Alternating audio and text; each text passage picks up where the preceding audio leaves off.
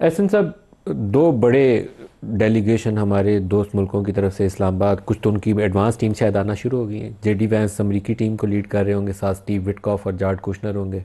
उधर से बाकर कालिपोव और अब्बास अराक्ची दोनों वो आ रहे हैं। शायद हो सकता है उनके प्रेसिडेंट का भी कोई प्रोग्राम हो। आपकी तवक्कुआत क्या है इस बातचीत के अमल से? देखिए, सबसे पहले तो नदीम मलिक साहब, मैं ये कहूँगा कि अल्लाह ताला का जितना भी हम शुक्र अदा करें कम है कि पाकिस्तान ने दुनिया को एक बहुत बड़ी तबाही से बचा लिया, जो कि तकरीबन चंद घंटे में थी। क्योंकि अगर खुदा न खास्ता अमेरिका उस डेडलाइन के बाद ईरान पर हमलावर होता, उसके रद्द अमल में जो कार्रवाई ईरान ने करनी थी, उससे ये पूरा खिता आग के शोलों में भड़क उठता, और ये फिर आग यहाँ तक महदूद नहीं रहती।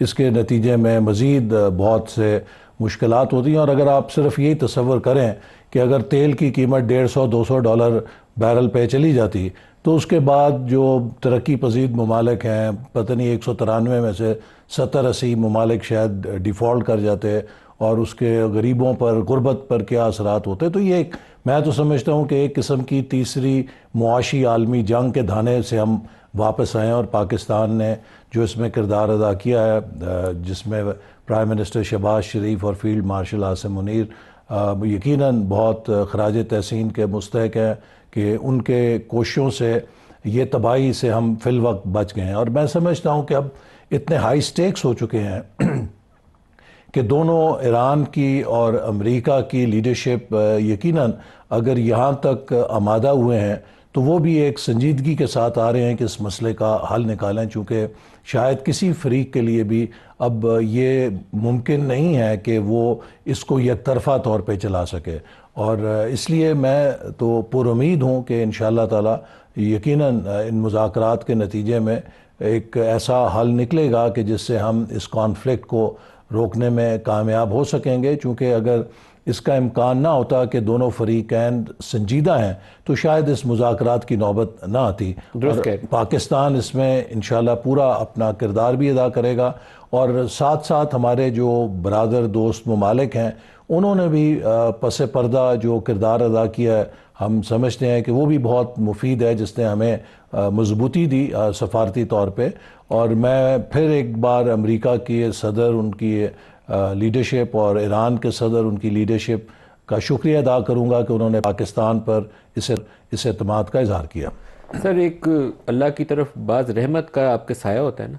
पहला मुझे वो रहमत का साया मार्का हक में नज़र आया था।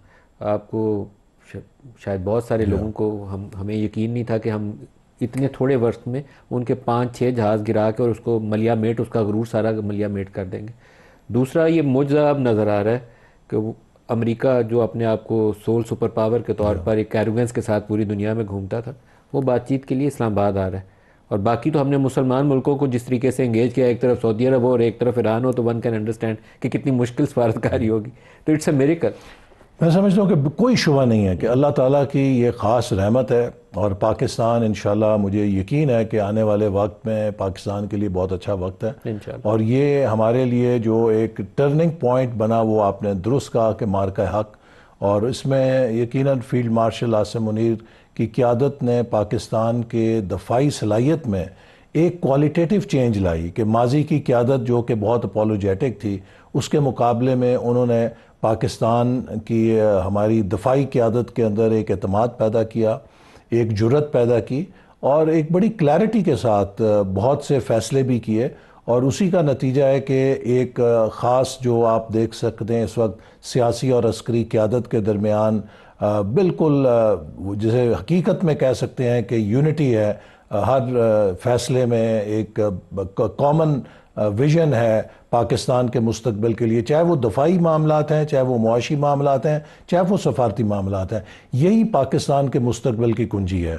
और मैं समझता हूँ कि अगर हम होल ऑफ गवर्नमेंट और होल ऑफ नेशन अप्रोच के साथ अगर चलें, तो पाकिस्तान के लिए इम्कानात की कोई कमी नहीं है।